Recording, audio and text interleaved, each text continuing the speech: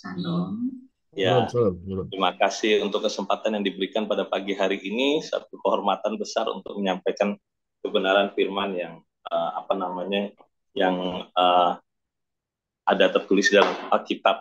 Saya bersyukur bahwa boleh mengenal teman-teman di sini. Mungkin kita dari berbagai usia dan status ekonomi maupun profesi, tapi bersyukur kita disatukan dalam terang Tuhan, kasih Tuhan, supaya kita boleh saling memberkati melalui kehidupan kita. Mohon maaf, suara saya cukup jelas ya? Ya, Jelas. oke. Terima Ya, kasih. Mari kita berdoa sebelum kita memulai sharing kita. Tuhan, sungguh bersyukur pada pagi hari ini Engkau berikan hati kepada kami untuk datang kepada Engkau di dalam persekutuan. Sebelum kami memulai hari ini, Tuhan, kami datang ke mezbah-Mu, Tuhan, menyerahkan kehidupan kami supaya Kau pakai menjadikan kami berkat di mana kami ada, Tuhan. Pada hari ini melalui firman yang hamba-Mu akan sampaikan, biarlah Engkau berbicara, Tuhan, melalui bibir hamba, dan boleh memberikan kekuatan pada setiap orang yang mendengarkan, Tuhan, dan boleh membagikan kepada orang yang lain, sehingga terang-Mu, kasih-Mu nyata melalui kehidupan kami. Berkati hamba-Mu yang sederhana ini, biarlah apa yang hamba sampaikan adalah semua demi hormat kemuliaan nama-Mu. Terima kasih Bapa. Di dalam nama Tuhan Yesus, kami telah berdoa dan mengucap syukur. Amin. Ya, Amin, amin. luar biasa ini ketemu dengan orang-orang dari berbagai tempat ya. Ada yang di Batam, ada di mana lagi Pak? Di Riau Palu, gitu ya. Palu. Ada di Palu. Saya di Oh, Palu. jalan Bu. Saya awal bulan Februari kemarin ke Kendari. Waktu itu dibilang, ayo ke Palu gitu, cuma waktunya nggak cukup ya. Nanti Singgah Pak kalau ke Palu Pak. ya Pak, bulan April saya ke Makassar. Ini puji Tuhan, Oh, ke Tuhan Makassar. izinkan saya membuka jaringan usaha saya di sana. Saya mungkin beberapa sudah kenal saya dengan Pak Surbakti, sama-sama melayani di Full Gospel Businessman Fellowship International (FGBMFI). Kalau di bahasa Indonesia kan itu perkumpulan usahawan Injil sepenuh ya. Tapi nggak semuanya isinya pengusaha, ada juga orang profesi, ada tentara, polisi, pegawai negeri, ada gubernur juga yang jadi member kita. Ya, kita ada sekitar kurang lebih yang terdaftar itu 10.000 member kita di seluruh Indonesia, nah, tapi yang tidak resmi itu ada sekitar 20.000. Ya, kerinduan kami adalah menjadikan pria-pria ini sebagai imam dan penopang penopang keluarga ya. Karena tadi pagi saya sharing dengan kita bicara-bicara dengan Pak Surbakti, ada dua tipe pria yang kita lihat. Dia secara ekonominya mapan, berkecukupan, berkelimpahan, tapi secara karakter tidak bisa menjadi imam, ya kan? Dia melakukan KDRT di keluarga, dan kemudian menjadi penjahat, menjadi pokoknya jahat dalam bisnis dan sebagainya. Nah, yang kedua yang pertama ini tipe pria yang secara karakter harus dibenahi, dan saya melihat, saya bilang ke Pak Surbakti, sudah banyak ministry maupun gereja yang berbicara soal ini tentang pembaruan karakter dan sebagainya. Nah, yang kedua adalah tipikal pria-pria yang secara karakter bagus, dia bisa menjadi teladan, tapi ekonominya kurang bagus, gitu. Tetap juga akhirnya nggak bisa menopang menjadi keluarga yang baik. Nah, inilah yang saya bilang bagian yang segmen kita akan ambil, gitu ya. Jadi kita akan banyak berbicara dan mengundang orang-orang secara ekonomi cukup berhasil, tapi bukan, kita nggak usah skala yang konglomerasi, mungkin terlalu jauh yang konglomerat, tetapi orang-orang yang secara ekonomi sudah bisa mencukupkan kebutuhannya sendiri dan kemudian menciptakan lapangan pekerjaan sampai untuk 10 orang gitu aja. Jadi sesuatu hal yang bisa ditiru nantinya gitu ya. Karena kami rindu tuh seluruh umat Tuhan yang ada di Indonesia diberkati kehidupannya sehingga kita dipermudah untuk melakukan pelayanan kemana-mana gitu, bisa menjadi berkat bagi banyak orang. Nah, kembali ke topik pada hari ini. Kemarin saya ditanya topiknya apa ya. Saya berbicara tentang masalah doa gitu ya. Nah, saya percaya bahwa doa ini bukan hanya sekedar kita menutup mata masuk ke dalam ruangan terus kita menaikkan permohonan kita. Nah, saya menemukan ada satu fenomena yang berbeda dengan banyak yang dari dulu saya coba pahami tentang doa. Coba kita buka di dalam Matius 6 ayat 5 sampai 13 ya. Ini banyak hal yang ternyata Tuhan ajarkan, dan saya sepanjang yang saya temukan, kalau Tuhan mengajarkan berdoa itu adalah Matius 6 ini ya, dan Lukas 11 nanti ya. Tuhan Yesus berkata, apabila kamu berdoa, berdoalah seperti ini ya, kita baca ya. Dan apabila kamu berdoa, janganlah berdoa seperti orang munafik. Mereka suka mengucapkan doanya dengan berdiri dalam rumah-rumah ibadat pada tikungan jalan raya supaya mereka dilihat orang. Aku berkata padamu, sesungguhnya mereka sudah mendapat upahnya. Upahnya boleh dilihat orang. Tapi jika engkau berdoa, masuklah ke dalam kamarmu, tutuplah pintu, berdoalah kepada Bapamu yang ada di tempat tersembunyi. Maka Bapamu yang melihat tersembunyi akan membalasnya kepadamu. Ya, doa itu malah tentang hubungan kita pada Tuhan.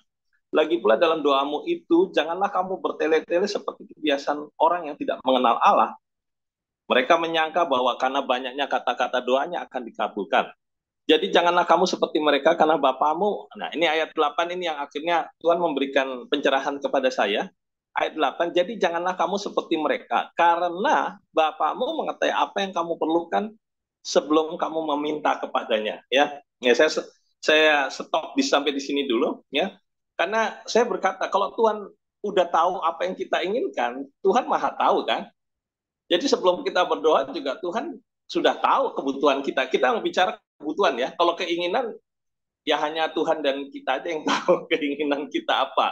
Keinginan kita pasti tidak terbatas gitu. Tetapi Tuhan, di sini ayatnya kamu perlukan ya.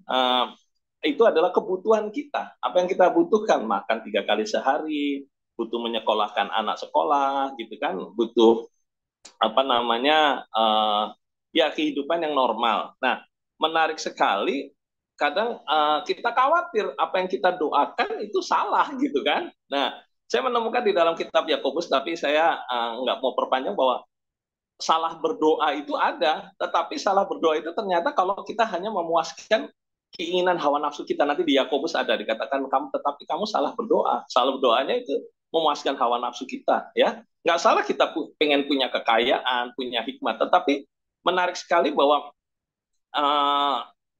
saya temukan doa itu menyelaraskan hati kita dengan keinginan Tuhan ya. Tuhan itu sudah punya kehendak dalam hidup kita, punya rencana yang indah. Rencananya pasti lebih indah dari apa yang kita pikirkan, kita bayangkan. Tetapi persoalannya adalah kita yang melaksanakan rencana Tuhan. Nah, mungkin kalau kita punya di rumah punya asisten rumah tangga, atau di kantor kita punya karyawan, ataupun bawahan kita kan, atau anak-anak kita lah, waktu yang punya visi, punya konsep untuk melakukan sesuatu kan kita. Nah, kita perlu menerjemahkan itu, kita perlu menjelaskan kepada orang-orang yang ada di bawah kita, baik anak kita, karyawan kita, ataupun bawahan kita atau asisten rumah tangga kita, supaya mereka melaksanakan apa yang ada di ide kita ya. Bukan kita nggak ngerti apa yang kita mau lakukan gitu, dan kemudian orang-orang tersebut akan berbicara kepada kita. Nah, saya memahami konsep doa seperti itu, bahwa Tuhan tuh punya rencana yang indah dalam hidup kita, dan kita perlu berbicara dengan Tuhan untuk menyatukan konsep kita dengan hati kita dengan konsep Tuhan, sehingga kita melaksanakan apa yang Tuhan inginkan terjadi dalam kehidupan kita. Di dalam Yohanes 15 kan dikatakan, kalau kamu tinggal di dalam aku dan aku tinggal di dalam kamu, maka mintalah apa saja, aku akan memberi, kamu akan menerimanya, ya kan? Artinya kalau keinginan kita seperti keinginan Tuhan, apapun yang kita butuhkan, Tuhan pasti berikan. Nah, kadang keinginan kita nggak sama dengan kebutuhan kita, itu yang jadi masalah. Tetapi saya percaya semakin kita berdoa, kita akan semakin paham bahwa apa sih yang Tuhan inginkan dalam kehidupan kita. Nah, supaya kita rada segar, saya mau coba jelaskan dengan satu ilustrasi. Karena kan kebanyakan sini halak kita ini ya. Mungkin ada beberapa kata-kata, saya sendiri bukan halak kita, istri saya yang orang halak kita. Tapi mungkin ada beberapa kata-kata yang teman-teman sini paham ya. Ini cerita lama sih, di tahun 98 itu, yang mungkin pernah ingat ya kejadian krisis moneter kan. Ya, pada saat itu ada si Bernard, nggak tahu saya pernah sharing atau belum ya cerita ini. Mungkin Pak Surbakti pernah dengar. Jadi dia punya orang merantau ini dari Tobasa, dia merantau ke Jakarta, terus kemudian dapat pekerjaan yang bagus di perusahaan Jerman gitu ya, perusahaan asing. Wah, gajinya besar, dan kemudian dia setiap kali dia gajian, dia dapat bonus itu selalu mengirimkan 20% ke kampungnya. Jadi selalu dibilang 10% buat gereja, 10% lagi buat Amang Inang, dia bilang gitu, untuk bapak ibunya. Selalu dia bikin gitu. Kalau misalnya gaji, ya setiap bulan mungkin sama gitu, tapi kalau dia ada THR, bonus, pasti jumlahnya lebih besar. Ya kan? Nah, satu kali dalam krisis ekonomi, dia kena PHK, ya kan? Kena PHK karena memang situasinya memang sulit pada saat itu, dan kemudian dia dapat pesangon yang cukup besar, otomatis uang yang 20% dari jumlah yang dia kirim menjadi lebih besar. Dia kirimkan kepada orang tuanya di kampung. Nah, dia terus menitipkan pesan seperti gini. Mungkin salah kali lafal saya, tapi nggak, mudah-mudahan memahami ya. Amang Inang, las marohamuna manjalo kiriman on. Unang lumah hamu mana yang ngon au, ainunga memble au nuaeng, katanya gitu. Dia berkata bahwa ayah ibu, semoga hati kalian rela menerima kiriman ini. Jangan lupa mendoakan aku, karena sekarang saya sudah memble. Mungkin kita udah tahu ya, memble itu kan kondisinya nyungsep gitu, kondisinya jatuh gitu ya. Jadi tolong doakanlah Amang Inang, karena kondisi saya sangat memble. Nah, orang tua Bernard ini senang sekali dia dapat kiriman uang. Terus mereka kan orang kampung, nggak ngerti istilah memble itu apa. Ini kok kirimannya besar sekali. Bernard ini diberkati ya. Istilah Jakarta itu memble, diberkati gitu ya. Makanya mereka berdoa, berterima kasih pada Tuhan, dan oleh karena itu mereka bikin acara partangyangan gitu ya. Dan kemudian tema besar dari acara partangyangan tersebut, dia undang teman-teman orang gereja, dia bilang mandok muliate tutuhanta ala naung memble do anak on nami si Bernard. Jala asa tatang yang kon ibana asalam membled na tujoloan on ya. Mengucap syukur pada Tuhan kita karena anak kami si Bernard sudah memble. Doakanlah dia agar semakin memble di masa yang akan datang gitu ya. Jadi ini kalau kita bilang salah berdoa ini gitu ya. Ya, demikian acara partangyangan tersebut berlangsung, semua orang berdoa supaya Bernard semakin memble gitu kan. Nah, kadang kita stres kalau didoakan jelek gitu ya. Tapi ternyata Tuhan tahu gitu ya. Orang tuanya mengucap syukur, terima kasih Tuhan, Bernard sudah memble, terus doa segala macam ya. Kita tahu kalau di kampung bagaimana luar biasa acara tersebut, di foto-foto gitu. Tapi luar biasa ya. Bernard nggak berapa lama kemudian dapat pekerjaan yang lebih besar di perusahaan Prancis. Dia sukacita, dia boleh kembali lagi hidupnya, pulih kembali. Nah, sukacita dia pulang ke kampung. Ya, dia pulang ke kampung, dia lihatlah foto acara itu, kaget dia. Kemudian dia kirim surat gini, Amang Inang, dia kirim surat melalui pos.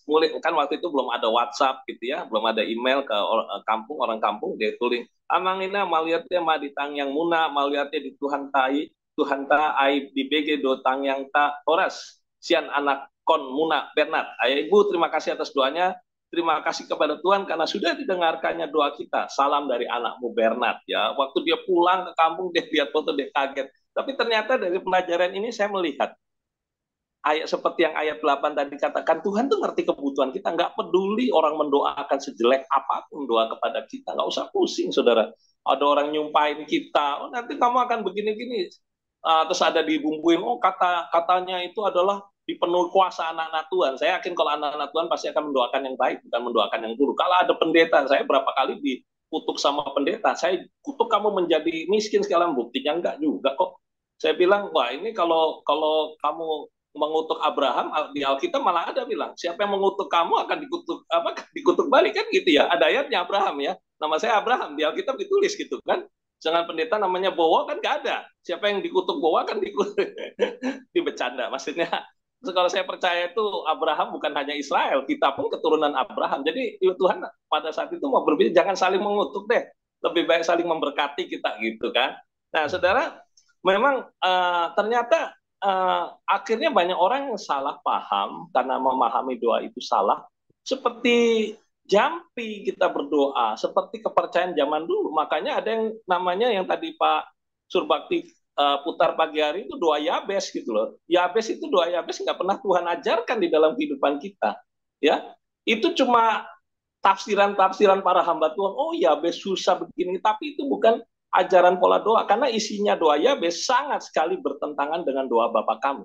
Ya, nah kita coba buka di dalam doa Bapa kami selanjutnya tadi ayat 8. Ya, jadi sekali lagi kalau kita percaya bahwa Bapa itu mengetahui kebutuhan kita sebelum kita mendoakannya, ya. Tuhan tahu kok, bahkan contohnya nih, kita butuh napas kan? Ya kan? Kita butuh napas, tapi pernah nggak tiap hari Tuhan berikanlah kami napas pada pagi hari? Nggak ada yang doa, jarang, saya yakin sekali. Tapi Tuhan tanpa kita doakan, Tuhan sudah memberikan. Gitu. Nah, menarik sekali di Alkitab itu bahwa ternyata Tuhan itu sudah mengatur segala sesuatu di dalam kehidupan kita sesuai dengan kebutuhan kita. Nah, persoalannya waktu Tuhan memberikan lebih kepada kita, sanggup nggak kita mengelolanya? Ya, perumpamaan tentang talenta itu tidak banyak sekali hamba Tuhan yang salah mengkhotbahkan. Dia berbicara tentang bakat, tentang apa keahlian, enggak.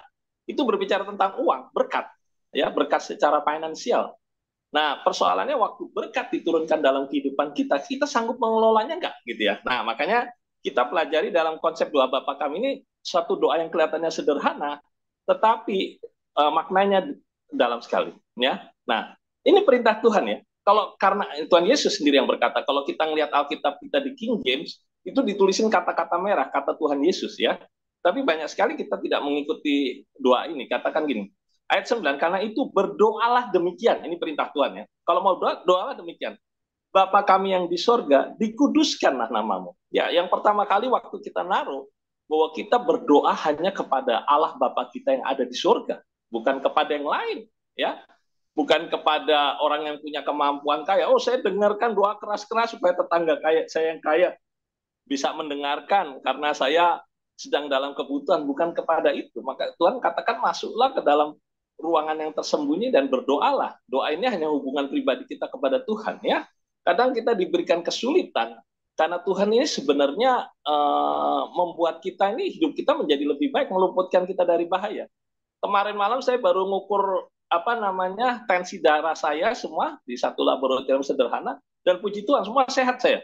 Kolesterol sehat, ya kan, gula darah juga sehat, ya, bahkan saya bisa rutin mendonorkan darah. Dan saya ingat kenapa saya bisa sehat di dalam darah, karena saya pernah susah, saudara. Saya pernah kelilit hutang, saya pernah puasa, nggak makan segala macam, dan ternyata itu cara Tuhan membuat saya, puji Tuhan, sehat sampai hari ini. Dan waktu Tuhan memberkati kehidupan kami, puji Tuhan saya bisa menikmati pada hari ini, bukan hanya sekedar kepuasan daging, tapi saya Tuhan izinkan kami berpikir bagaimana bisa memberkati orang lain. Ya, mungkin bisa bicara dengan Pak Surbakti ya, dengan pelayanan ini. Nah, kemudian dikatakan bahwa dikuduskanlah namamu, ya. Artinya ini kata pasif. Jadi bukan Tuhan kuduskanlah nama, tapi dikuduskanlah namamu. Siapa yang mengkuduskan nama Tuhan? Ya, kita sebagai orang-orang umatnya, kita mengkuduskan dia. Bukan artinya Tuhan nggak kudus gitu ya. Tetapi perbuatan kita menunjukkan bahwa Tuhan kita ini kudus. Jadi orang yang berdoa Bapa kami, orang yang berdoa dengan sungguh-sungguh, kehidupannya akan menjadikan satu kehidupan yang menjadi satu kesaksian bahwa Tuhan kita kudus. Karakter kita menjadi lebih baik, ya kan? Perbuatan kita menjadi lebih baik. Banyak sekali tukang tipu yang kata-kata pembukaannya ada yang shalom, ada yang pakai bahasa saudara kita seberang. Kelihatannya menjadi orang yang rohani segala macam, ujung-ujungnya ada banyak sekali waktu itu orang-orang tiap pagi ngirim saya ayat-ayat Alkitab, segala macam, sharing segala macam. Saya puji Tuhan, saya diberkati. Ujung-ujungnya mau pinjem duit lah, kirim proposal gitu ya. Ya nggak salah, tapi nggak usah pakai firman Tuhan. Kalau mau butuh duit ya bilang aja, kamu punya proyek apa, ngobrolin lah. Kalau memang itu sesuai dengan visi kita, ya kenapa nggak kita bantu. Tapi kalau hanya sekedar, oh tolong dong Tuhan ini berbicara pada saya supaya saya minta kepada kamu, karena hari ini pompa air saya sudah nggak jalan. Nah itu kan kebutuhanmu sendiri gitu lah.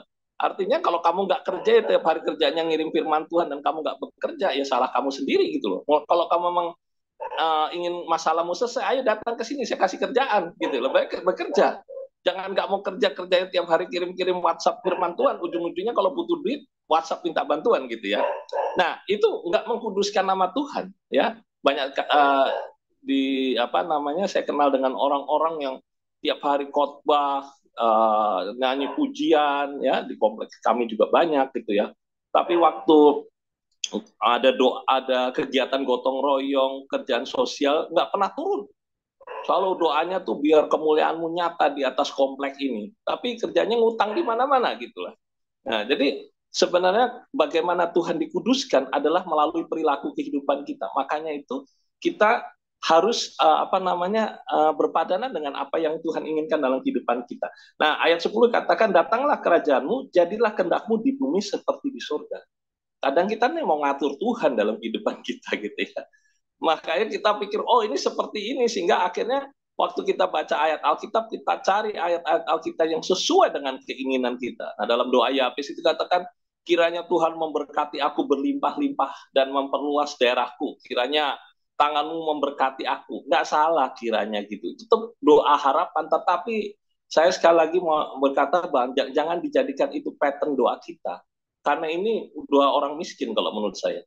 Sedangkan kita ini kaya berkelimpahan. Bagaimana kita menjadi berkat? Nah, pola doa yang benar adalah doa Bapa kami ini, ya. Datanglah kerajaanmu, jadilah kehendakmu di bumi seperti di sorga. Saudara, saya percaya sekali seperti perumpamaan talenta, dengan kondisi apa yang kita miliki saat ini. Saya kebetulan, saya belum perkenalkan profesi saya itu konsultan keuangan, ya. Tuhan pakai saya untuk memberkati kehidupan banyak perusahaan yang sudah hampir bangkrut. Begitu kita lakukan konsultasi keuangan, kita bantu untuk melakukan restrukturisasi, mereka kembali pulih gitu ya. Bukan perusahaan yang gede-gede, perusahaan kecil-kecil gitu ya. Nah, saya melihat bahwa dalam kehidupan ini memang khususnya dalam bisnis, memang kita harus punya skill pemasaran. Tetapi yang kedua, begitu bisnis sudah berjalan, kita harus punya skill pengelolaan keuangan. Nah, itu yang sebenarnya di Alkitab ini banyak sekali Tuhan Yesus mengajarkan tentang bagaimana mengelola keuangan dan usaha yang baik. Banyak sekali. Perumpamaan kan berbicara banyak tentang soal keuangan, mujizatnya tentang ekonomi, ya kan?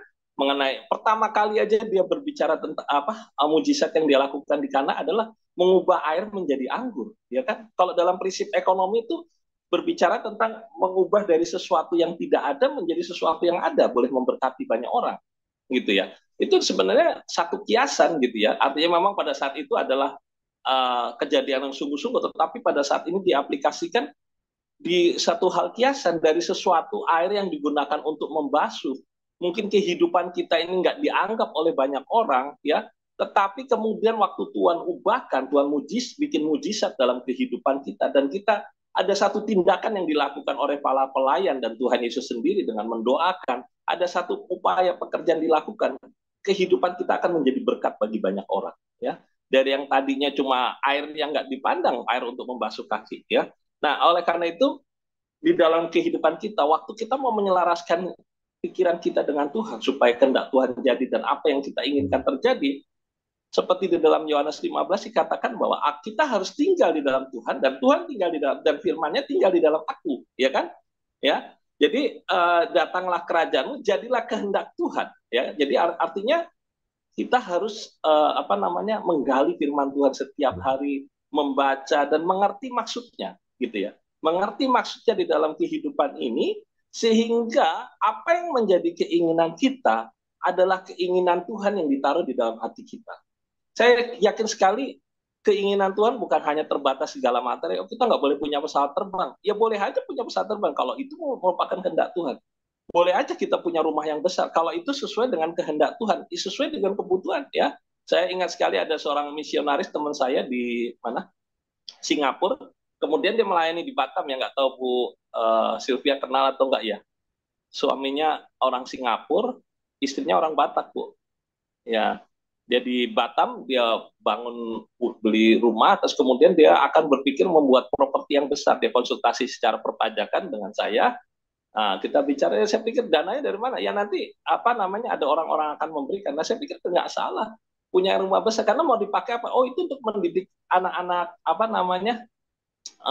Indonesia supaya mereka punya mindset yang baik tentang profesionalisme di dalam bekerja. Oh iya benar, ini kebutuhan bangsa kita pada saat ini kurang profesional di dalam bekerja gitu ya, kurang menghargai waktu dan sebagainya gitu ya. Nah, apa namanya, inilah proses yang dibutuhkan. Dari itu dia membutuhkan rumah yang besar, nggak salah gitu loh. Nah, jadi tetapi jadilah kehendakmu dalam kehidupan kami. Kita berusaha memahami dulu kehendak Tuhan apa, ya kan? Nah, ayat 11, berikanlah kami pada hari ini makanan kami yang secukupnya. Nah, saya percaya bahwa sebelum kita meminta, Tuhan sudah memberikan kita berkat. Amin, saudara. Ya kan? Amin, amin. Waktu kita kecil nggak usah kita berdoa pun di meja makan sudah ada makanan. Meskipun ya kalau kita banding-bandingkan ada yang lebih, ada yang kurang. Makanan kita bisa lebih dari tetangga kita, tetapi tetangga yang satu makanan kita kurang gitu ya, kurang mutunya kurang gitu. Tetapi itu cukup. Nah, ini berbicara tentang karakter. Sebenarnya waktu berkat itu diberikan, ada tanggung jawab yang kita harus lakukan. Saya dari kemarin membaca eksposisi kitab Yosua, ini menarik sekali. Waktu Yosua melanjutkan kepemimpinan Musa, itu Tuhan berbicara jangan gentar. Setiap, kan kita selalu ingat kata-katanya itu, setiap tanah yang kau pijak akan kuberikan, ya kan? Ya kan, setiap tanah yang kubijak akan kau berikan, akan kuberikan, ya kan? Kau pijak akan kuberikan. Jadi berkat itu sudah diberikan, tetapi kenyataannya waktu Yosua sudah tua, nanti lihat di Yosua 20 kesekian, situ Tuhan sampai marah kepada Yosua karena apa? Sudah sampai tua, nggak semua yang diberikan oleh Tuhan, nggak semuanya bisa dijangkau. Artinya dalam pengertian, tidak semua berkat yang Tuhan berikan dalam kehidupan kita, kita sanggup mengelolanya. Makanya itu kadang kita berpikir kalau kita punya uang yang banyak, kita punya harta yang banyak, kita akan bahagia hati kita. Ya, kesenangannya itu saya yakin mungkin sehari 2 hari doang. Ya, mencontoh misalnya kita punya mobil baru gitu, kalau punya mobil baru nanti akan sukacita nih, saya bisa kemana-mana dengan efisien, saya sukacita dan apa namanya rasanya bangga gitu punya mobil bagus gitu ya.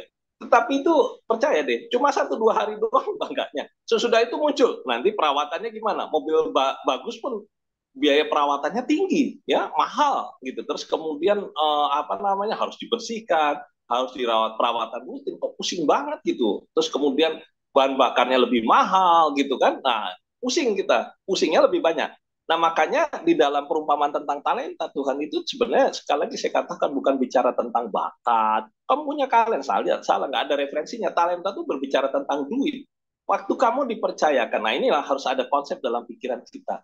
Waktu Tuhan percayakan satu rezeki dalam kehidupan kita, seberapa banyak kita bisa mengelolanya bagi perluasan kerajaan Allah, ya kan? Artinya seolah-olah waktu Tuhan mempercayakan dan apa namanya materi dalam kehidupan kita, seberapa besar kita bisa kembangkan, yaitu dalam bentuk apa namanya orang-orang di sekitar kita menjadi lebih baik. Saya yakin sekali berkat itu bukan sekedar kita menjadi lebih enak bisa jalan-jalan ke luar negeri, keliling ke sana terus kita foto-foto, kita pajang di Facebook kita, di medsos kita, bukan itu. Tetapi bagaimana kita bisa memberdayakan lebih banyak orang lagi. Ya, hari ini dengan usaha yang Tuhan percayakan buat saya sudah cukup dengan divisi saya. Artinya bisa cukup makan, menyekolahkan anak. Tetapi dalam hati saya menggelitik bikin bisnis lagi yang baru. Ya, karena apa? Masih banyak orang yang belum bekerja. Ya, tadi pagi saya bicara dengan Pak Surbakti. Ini ada bisnis seperti ini Pak, ayo Pak kita kerjakan nanti Pak, gitu ya. Ya nanti bisnisnya apa rahasia nanti tanya Pak Surbakti. Ya, nah saya berpikir bahwa umat Tuhan di dalam Indonesia itu harus diberkati kehidupannya. Nggak bisa kita cuma berbicara Tuhan itu baik, sedangkan kita sendiri nggak bisa memberi kepada orang-orang di sekitar kita. Nggak bisa katakan Tuhan itu penyembuh, sedangkan ada tetangga kita mau berobat ke dokter aja kita nggak bisa berikan uang. Ya sederhana aja yang bisa kita lakukan, ya. Tapi kalau terus kita berkata Tuhan saya akan pelayanan ke sana sini, orang akan mendengarkan sharing yang Tuhan bagi dalam kehidupan kita, tetapi kita nggak punya keuangan untuk pergi ke sana sini, gitu ya. Sehingga akhirnya kita bikin donasi segala macam, bikin apa permohonan list. Tuhan nggak, saya yakin sekali itu bukan cara Tuhan. Tetapi waktu Tuhan memberkati kehidupan kita, itu supaya jangkauan kita menjadi lebih luas lagi, lebih jauh lagi. Amin. Makanya itu di dalam ayat 11, berikanlah pada hari ini makanan kami yang secukupnya. Yaitu bahwa Tuhan memberkati kehidupan kita sesuai dengan kebutuhan kita, sebesar yang sanggup kita kelola. Hari ini kalau Tuhan mau kasih berkat saya yang lebih banyak lagi, saya selalu berpikir, saya sanggup nggak ngelolanya? Karena berkat itu adalah untuk dikelola, bukan sekedar kita terima dan selesai. Ya, kalau saya mau nanya, Ibu percaya, Bapak Ibu percaya bahwa anak di dalam kehidupan Bapak Ibu itu berkat Tuhan, benar nggak? Amin, amin. Anak yang Tuhan berikan bagi kita berkat Tuhan. Amin. Tapi setelah terima anak, bagi kita diemin nggak? Satu sisi banyak orang berkata anak itu juga beban, ya kan? Karena apa? Begitu muncul anak, muncul mungkin hari pertama kita semua puji Tuhan saya diberkati bikin acara sebulan 2 bulan, mungkin sukacita. Setelah itu mulai mikir, sanggup nggak saya nyekorain anak? Menjadi beban juga kan? Artinya makanya kalau zaman dulu orang tua nggak pusing diberikan anak 10, ya anak 15, orang tua saya anaknya 5, ya mertua saya anaknya 10 gitu ya. Tapi mereka sukacita. Hari ini kita dikasih anak 2, 3 aja udah pusing gitu ya. Nah ini artinya bukan karena kemampuan kita lebih lemah dibandingkan mereka, enggak, tetapi memang situasinya semakin berbeda, bukan kita mau bela juga, tetapi memang kemampuan kita ini semakin semakin kurang untuk membina anak-anak kita. Karena apa? Serbuan medsos ini begitu luar biasa dahsyat, ya kan? Kalau zaman kita kecil dulu nggak ada medsos, berita cuma baca kalau nggak denger radio, TV atau di koran doang, itu aja ya. Nggak semua orang juga punya TV. Saya juga sempat nggak punya TV. Jadi kadang mungkin koran berapa minggu yang lalu, sehingga serbuan medsos ini nggak begitu besar. Hari ini anak-anak kita kalau diam di kamar, kita harus curiga ngapain aja mereka di dalam kamar, ya kan? Nah itu dia yang akhirnya nggak mungkin lah kalau kita punya 10 anak kita bisa ngawasi, 2, 3 aja udah pusing. Nah itu dia yang saya melihat bahwa waktu berkat itu datang dalam kehidupan kita sanggup nggak mengelolanya? Karena pada akhirnya Tuhan akan menuntut pertanggung jawab, ya. Makanya ayat 11 dikatakan, berikanlah kami pada hari ini makanan kami yang secukupnya. Berikanlah pada hari ini berkat kami secukupnya, supaya kami dapat melakukan aktivitas kami, supaya kami boleh memberkati orang. Nah secukupnya apa? Nggak ada batasan. Apakah dengan 10 juta cukup? Bisa cukup. Tapi bagi sebagian orang bisa kurang. 100 juta cukup nggak? Bagi sebagian orang berkelimpahan. Tapi bagi sebagian orang juga kurang gitu loh, iya kan? Ya, dan seperti itu. Jadi artinya yang sesuai dengan kemampuan yang Tuhan berikan untuk mengelolanya, itu Tuhan berikan. Makanya waktu perumpamaan talenta kan Tuhan membagikan talenta sesuai dengan kemampuan. Ya kan ada kata-kata seperti itu. Kemampuan itu apa? Mengelola. Kadang kita lupa dengan kata-kata itu. Nggak dibaca. Para hamba Tuhan waktu sharing firman Tuhan nggak mau mengatakan itu, dipercaya kamu bisa melakukan dengan baik, dengan dikembangkan cuma seperti itu, tapi pasti dilihat kemampuan kita sanggup nggak mengelola apa yang Tuhan berikan dalam kehidupan kita, ya. Nah, selanjutnya ayat 12, dan ampunilah kami akan kesalahan kami, seperti kami juga mengampuni orang yang bersalah kepada kami. Ini semua sudah paham semua ya, bahwa kalau Tuhan nggak pernah kita nggak mengampuni orang lain, Tuhan juga mengampuni. Nah, ini kalau di dalam ekonomi juga berbicara satu hal, hapuskanlah hutang orang-orang lain, orang yang berhutang kepada kami, seperti kami Tuhan juga menghapuskan hutang kami. Saya ingat sekali waktu pandemi kemarin, ya 50% klien kami ini bangkrut, ya tutup. Saya udah stres karena anak saya mau kuliah di luar negeri. Ada dananya sudah kami kumpulkan. Tetapi yang jadi persoalan sekarang saya punya karyawan harus digaji, ya kan? Nah, kemudian klien-klien kita tutup, ya. Kita nggak bisa berharap pada itu. Cuma saya punya tagihan cukup besar, lumayan gitu ya. Saya berpikir 6 bulan saya masih bisa hidup, gitu. Dan waktu itu kan prediksinya pandemi nggak lama, paling 3-4 bulan akan selesai. Oh cukuplah gitu ya. Nggak taunya ternyata kan panjang kan pandemi. 3 tahun kali ya, 3 atau 4 tahun ya. Ini kita baru selesai dinyatakan bebas pandemi 2023. Ya 3 tahun pandemi itu. Nah ternyata dalam pandemi itu waktu berjalan, saya pikir oh lumayan saya punya tagihan, udah karyawan dirumahkan. Nah dari tagihan ini kita bisa hidup.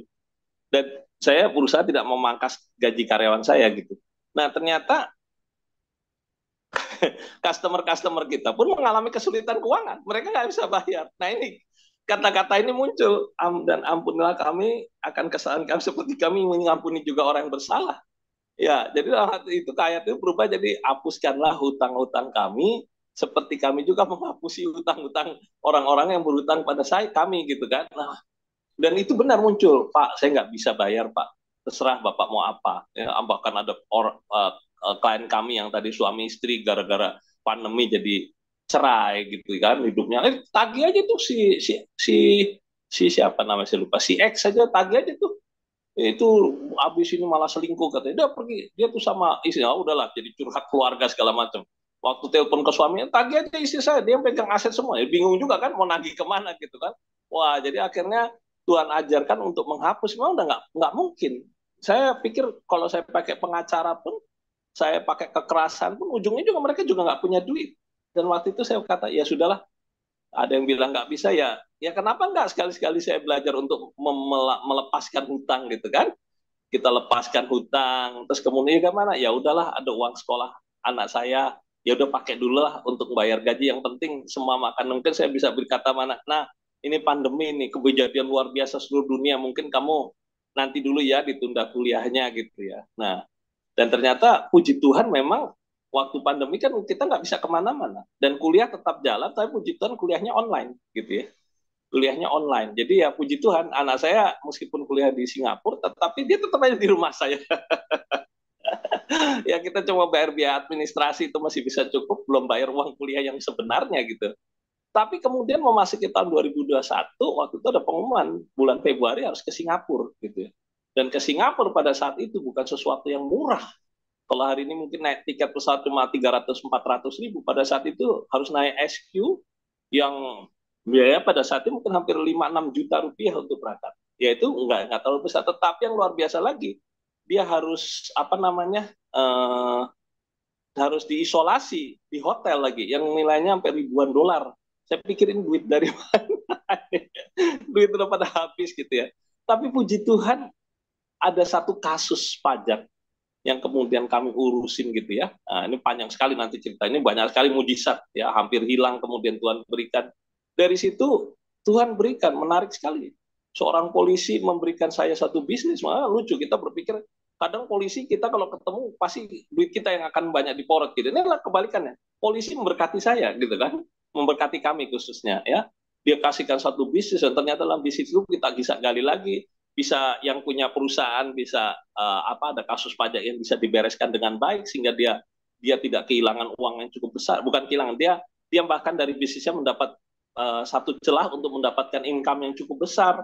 Akhirnya kami mendapat success fee dan itu bisa mengirimkan anak kami pergi kuliah. Mujizat. Memang orang Kristen tuh hidupnya pas-pasan, saudara. Pas butuh, pas ada gitu ya. Mungkin hari ini kita nggak ngelihat, tapi waktu mau jalan ada, puji Tuhan. Dan sampai puji Tuhan, sampai kemudian anak saya untuk S1-nya harus pergi ke Inggris karena dia dapat di UK, di Derby University. Puji Tuhan, pandeminya cukup panjang, Eropa ditutup, dia nggak perlu pergi ke sana. Jadi cukup di Singapura aja dia online. Jadi ya puji Tuhan, dana yang Tuhan berikan meskipun kelihatannya nggak cukup sampai dia selesai gitu ya. Ya, saya percaya sekali dan inilah yang kemudian bilang, oh iya ya, saya itu kan punya utang banyak ini, apa namanya untuk menyelesaikan kewajiban saya baik kepada karyawan, kepada uang sekolah anak, gitu ya. Tetapi waktu saya melepaskan pengampunan kepada orang-orang yang berhutang kepada kami, ya itu kok puji Tuhan, Tuhan itu hidup ya, dia mendengarkan dan ternyata anak saya sekolah bisa selesai anak saya sekolah nggak punya duit lagi. Duitnya udah selesai gitu ya, sudah nggak punya lagi, ya sudah puji Tuhan ya. Sekarang kami puji Tuhan anak saya udah bekerja gitu ya, sekarang membantu usaha kami di sini gitu. Dia penuh sukacita dan data memang berbeda kalau orang sekolah di luar itu punya konsep yang berbeda sekali. Nah, selanjutnya, dan janganlah membawa ayat 13, dan janganlah membawa kami ke dalam pencobaan, tetapi lepaskanlah kami daripada yang jahat. Bapak Ibu Saudara, pencobaan itu datang dari mana? Dari Tuhan atau dari iblis? Di dalam Yakobus dikatakan, tetapi kamu dicobai oleh keinginanmu sendiri, keinginan daging. Ya, jadi dalam waktu kita berdoa, kadang kita juga tergoda, Tuhan, si A itu udah melayani engkau cuma berapa tahun aja, kok mobilnya udah lebih bagus dari saya udah puluhan tahun kok saya nggak punya mobil yang lebih bagus dari dia. Akhirnya, padahal kita nggak ngerti, mungkin kelihatannya mobilnya bagus, tetapi mungkin dia pergi ke daerah-daerah yang susah gitu ya, dan Tuhan izinkan diberikan mobil yang misalnya kayak Fortuner gitu, atau Pajero yang bisa masuk ke daerah-daerah yang susah. Jangan pelayanan kita di kota-kota yang mungkin nggak perlu kendaraan bagus. Nah, banyak Grab. Hari ini pun saya lebih senang naik. Oh, Jakarta saya nikmati sekali ya. Saya pergi ke beberapa kota ke Australia maupun Singapura. Hari ini saya mau katakan bahwa kita harus bangga menjadi orang Indonesia. Ya, transportasi kita udah mengalahin negara-negara bahkan Australia sekalipun. Saya waktu ke Australia ke bulan bulan Desember saya lihat ya keretanya aja bagusan kereta kita. Kereta KRL kita udah jauh lebih bagus. Kita ngeliat KRL di Australia itu seperti KRL tonton 2000 yang orang-orang pada naik di atas. Cuman dia nggak boleh naik di atas kan. Tapi kualitasnya seperti itulah. Ya, saya ke Melbourne tahun bulan Desember kemarin. Kita kereta kita udah LRT, MRT itu udah mewah banget. Di Singapura pun kalah ya. Mungkin ada Bu Sylvia ada di sini ya. Atau Pak Surbakti nanti liatin bandingin deh di Malaysia. Kereta kita udah jauh lebih bagus gitu. Bahkan kita punya kereta cepat. Di Asia Tenggara siapa yang punya kereta cepat? Amerika pun juga nggak punya kereta cepat, ya kan? Negara yang begitu besar, Indonesia sudah punya. Bentar lagi sampai ini, kita harus bangga gitu. Saya waktu ke Melbourne kemarin, waktu apa namanya keluar dari imigrasi butuh waktu 2 jam periksa paspor. Tanya-tanya, nanti periksa tasnya di sini. Besok nanti sebentar lagi di sebelah sana dibongkar lagi tasnya. Udah dibongkar tasnya, dilihat-lihat, dimasukin lagi scanner. Wah, ilah, lama banget. Tapi waktu kami kembali lewat Denpasar, cukup scan QRIS, kita isi data-data di handphone kita, begitu ngelewatin imigrasi tinggal scan barcode-nya lewat. Cuma berapa menit lah, itu udah menunjukkan negara kita ini luar biasa sekali ya. Luar biasa sekali, kita harus bangga. Visi Indonesia Emas ini kita harus dukung. Makanya kita harus berdoa supaya orang-orang Kristen ini dipulihkan dari kesulitan keuangan hari-hari ini. Mungkin gereja harus berbicara banyak tentang keuangan, bagaimana mengelola keuangan yang baik supaya ekonomi orang-orang Kristen benar-benar berkembang dan bisa memberkati ya. Nah, jangan sesuatu hal yang sifatnya keinginan kita menjadi pencobaan di dalam kehidupan kita. Ya, apa yang kita doakan bahkan itu dimulai dari doa sebenarnya. Sebenarnya doa itu kadang kita meluapkan apa yang ada di pikiran kita kepada Tuhan. Ya. Nah, nggak apa-apa kita ngomong aja, si A punya mobil bagus, si B punya rumah bagus, ini bisa kemana-mana, ngomong aja pada Tuhan. Tetapi yang jangan lupa, kita harus mendengar suara Tuhan. Waktu Tuhan berkata, nggak apa-apa anakku, mereka mungkin punya seperti itu karena kebutuhan. Pada waktunya kamu juga akan terima kalau memang itu sesuai dengan kebutuhan. Nah, itu kadang kita lupa untuk mendengarkan suara Tuhan, ya. Sehingga akhirnya kita jatuh dalam pencobaan. Pencobaannya apa? Karena keinginan kita sendiri yang menginginkan sesuatu itu bisa kita lebih baik daripada yang lain, gitu ya. Nah, makanya itu di dalam doa ini janganlah membawa kami ke dalam pencobaan, tetapi lepaskanlah kami daripada yang jahat. Ini ya oke, bisa ya kita bisa berkata bahwa itu adalah iblis, tetapi lepaskanlah kita dari pikiran kita yang jahat sebenarnya seperti itu, supaya kita bisa mengerti maksud Tuhan di dalam kehidupan kita. Apa rencana Tuhan yang Tuhan ingin lakukan dalam kehidupan kita. Ya, yang terakhir ditutup, karena Engkau yang punya kerajaan dan kuasa kemuliaan sampai selama-lamanya. Ya, nah inilah bahwa pada akhirnya kita harus mengerti bahwa kehidupan ini adalah tentang Tuhan. Ya, dari A sampai Z kehidupan kita, kita ini adalah berada dalam rencana Tuhan. Rencana Tuhan apa? Pada akhirnya membawa semua orang yang percaya kepadanya ke dalam satu rencananya yang indah. Ini yang harus terjadi dalam kehidupan kita. Kita menggenapi, kita mendidik anak kita sekolah tinggi-tinggi yang baik pada akhirnya untuk membawa mereka lebih dekat kepada Tuhan, membawa mereka untuk menjadi penjala-penjala jiwa, membawa mereka untuk menjadi berkat bagi banyak orang. Bukan sekedar saya bisa pamer, saya bisa sekolahkan anak seberapa jauh, seberapa besar, enggak. Tetapi bagaimana dengan paradigma yang baru, mereka membuat banyak cara yang baik supaya apa yang kita lakukan menjadi lebih baik lagi untuk seturut dengan apa yang Tuhan inginkan dalam kehidupan kita. Itu saja Bapak Ibu Saudara, nanti kalau ada yang mau bertanya mungkin boleh japri ya, nanti Pak Surbakti boleh kasih nomor handphone saya, kalau di sini nanti dibahas terlalu panjang gitu. Tapi banyak sekali Tuhan izinkan saya melihat Alkitab dalam perspektif ekonomi ya, dan puji Tuhan ini boleh memberkati banyak orang yang yang boleh saya bertemu dengan orang-orang tersebut. Terima kasih, Tuhan Yesus memberkati. Mari kita berdoa. Tuhan Yesus, terima kasih untuk sharing yang sederhana ini. Biarlah hamba-Mu berdoa melalui sharing yang sederhana ini. Banyak orang boleh dibukakan seturut dengan kehendak-Mu. Dan hati kami melekat kepada Engkau. Sehingga apa yang menjadi rencana-Mu dalam kehidupan kami boleh terjadi. Tuhan, ampuni segala kesalahan kami, ampuni segala kerasan hati kami untuk mendengarkan segala rencanamu. Bila kami boleh semakin dicerahkan supaya kami tahu Tuhan, bahwa rencanamu ada yang terbaik dalam kehidupan kami.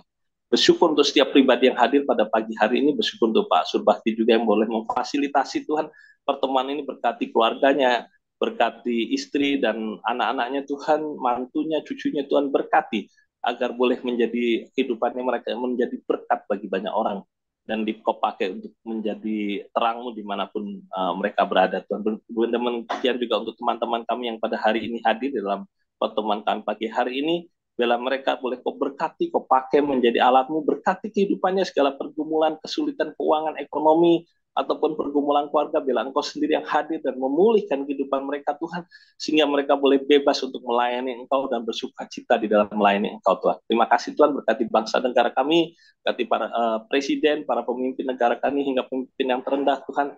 Demikian juga berkati untuk pemilihan yang sudah terjadi Tuhan, untuk presiden yang baru yang boleh terpilih, mungkin beberapa tidak memenuhi keinginan kami, tapi kami percaya bahwa Engkau punya rencana yang indah bagi bangsa ini. Oleh karena itu, jagai, berkati negeri ini, sehingga apa yang menjadi cita-cita bangsa ini menjadi Indonesia emas di 2045 itu boleh terjadi. Perkembangan pembangunan IKN dan pemerataan ekonomi di seluruh Indonesia, semua boleh berjalan dengan baik, dengan kehendak-Mu Tuhan, sehingga banyak bangsa ini boleh mengalami kesejahteraan. Terima kasih Tuhan, kan berdoa juga buat orang-orang Kristen yang ada di dalam pemerintahan, dan juga menjadi pengusaha-pengusaha yang menjadi profesional Tuhan di dalam dunia usaha. Berkati kehidupan mereka, berikan mereka hikmat-Mu berkelimpahan, supaya mereka semakin menjadi berkat dimanapun mereka berada. Terima kasih Tuhan, di dalam nama Tuhan Yesus kami telah dan mengucap syukur. Amin. Terima kasih Pak Surbakti.